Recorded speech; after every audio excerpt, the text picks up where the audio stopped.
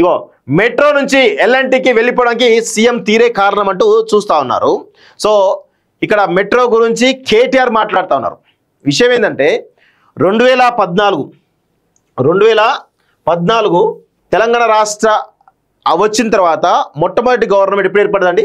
2014 June 2న ఎవరు? కేసీఆర్ ప్రమాణ స్వీకారం చేయడం జరిగింది కదా, వాస్తవం ఇది. సో దీనికంటే ముందు, జూన్ కంటే ముందు ఏంది?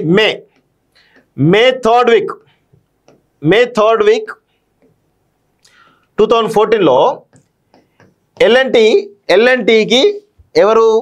ఎల్ఎన్టీ ఎండి అప్పుడు ఎన్విఎస్ రెడ్డి గారు ఎల్ఎన్టీ ఎండిగా ఉన్నాడు.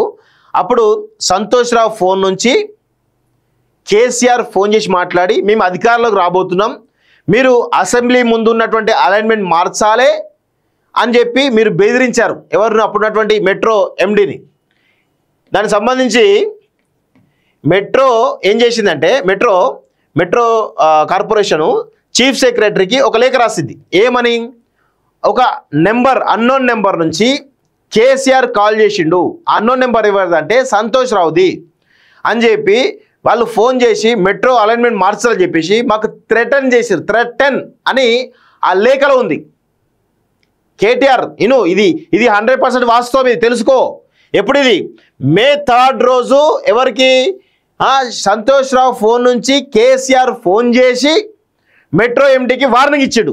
మెట్రో ఎండీ ఏం చేసిండు? తర్వాత ఇమ్మీడియట్గా ఒక లేఖ సిఎస్కు లేఖ రాసి ఆ లేఖలో చాలా స్పష్టంగా సంతోష్ రావు ఫోన్ నెంబర్ కూడా మెన్షన్ చేశారు. అది సంతోష్ రావు అని తేలింది. ఆ సంతోష్ రావు ఫోన్ నుంచి కేసీఆర్ మాట్లాడి మమ్మల్ని థ్రెటన్ చేశారని చెప్పేసి చాలా స్పష్టంగా చెప్పారు. మరి మెట్రో అలైన్మెంట్ మార్చాలని చెప్పేసి మీరు అంత పెద్ద ఎత్తున వార్నింగ్ ఇస్తే మళ్ళా అదే మెట్రో అలైన్మెంట్ ఎందుకు 2 సంవత్సరాల పాటుగా మళ్ళీ అక్కడి నుంచి పోయింది? ఏం ముడుపులు అందినాయి మెట్రో నుంచి మీకు?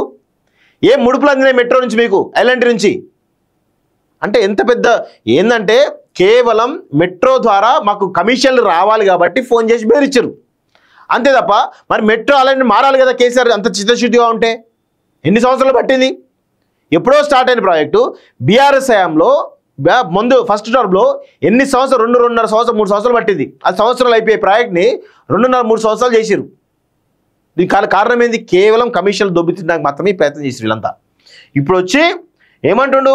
మెట్రో నుంచి ఎల్ఎన్టీ వెళ్ళిపోవడానికి సీఎం తీరే కారణం అట. ఏమవుతుంది?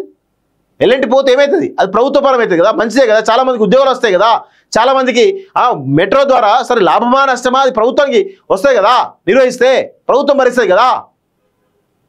అంటే వీళ్ళ తీరు చూడండి. ప్రభుత్వంలో ఉంటేనేమో ఒకలాగా, ప్రభుత్వంలో లేకపోతే ఇంకోలాగా వ్యవహరిస్తూ ఉంటారు. ఇది పరిస్థితి. ఇది కేటీఆర్ అయినా ఇదే పరిస్థితి, రేవంత్ రెడ్డి అయినా ఇదే పరిస్థితి, ఇంకా బండి సంజయ్ అయినా ఇదే పరిస్థితి అని చాలా స్పష్టంగా అర్థమవుతా ఉంది.